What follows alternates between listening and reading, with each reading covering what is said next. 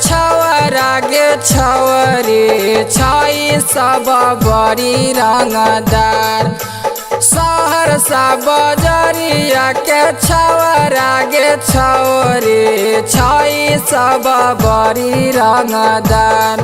आगे रंग दे तो लहंगा चोली केहू ना बोले, भले रंग दे तो सलवार।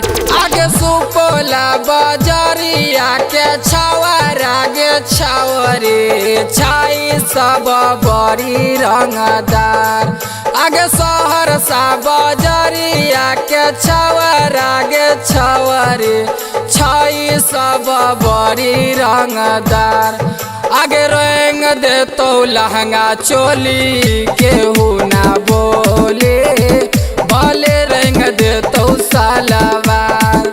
आगे रंग दे तो लहंगा चोली केहू ना बोले, भले रंग दे तो सलवार। आगे रंग देबो साया साड़ी रंगबो सलवार। आगे रंग देबो साया साड़ी रंगबो सलवार। अब की बना ले ओही रे के भतार बोले हाय गे हाय गे हाय गे। भले रंग दे तो सलवार। आगे रंग दे तो lehenga choli. Music by DJ क्रांति।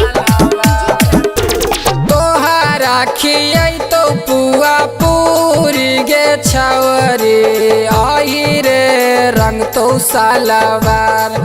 अगे तोहरा खियै तो पुआ पूरी गे छवरी आही रे बनतो तोर भतार।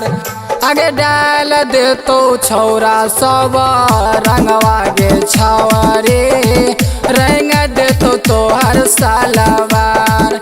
आगे डाल दे तो छौरा सब रंगवा गे छवरी रंग दे तो तोहर सलवार। रंग दे तो सलवार। आगे रंग दे तो लहंगा चोली केहू ना बोले, म्यूजिक बाय भले रंग दे तो डीजे क्रांति। अरे घूमी घूमी सहरसा बजरिया गे छवरी खोजै छी तू फगुआ में भतार। आगे घूमी घूमी सहरसा बजरिया गे छवरी खोजै छी तू फगुआ में भतार।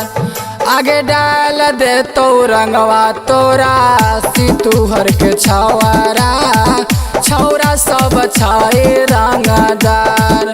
आगे रंग दे तो लहंगा तोहार सितुहर के छवरा छौरा सब छई रंगदार। भले रंग दे तो सलवार। आगे रंग दे तो lehenga choli. Music by DJ क्रांति। चढ़त फागुनवा खोजै छी सजनवा छौरी तहु गोरा का भतार।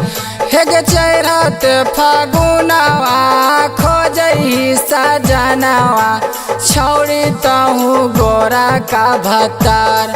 आगे डाल दे तो रंगवा तोरा गायक सुमनवा चोली रंग दे तो शिव कुमार। आगे डाल दे तो रंगवा तोरा गायक सुमनवा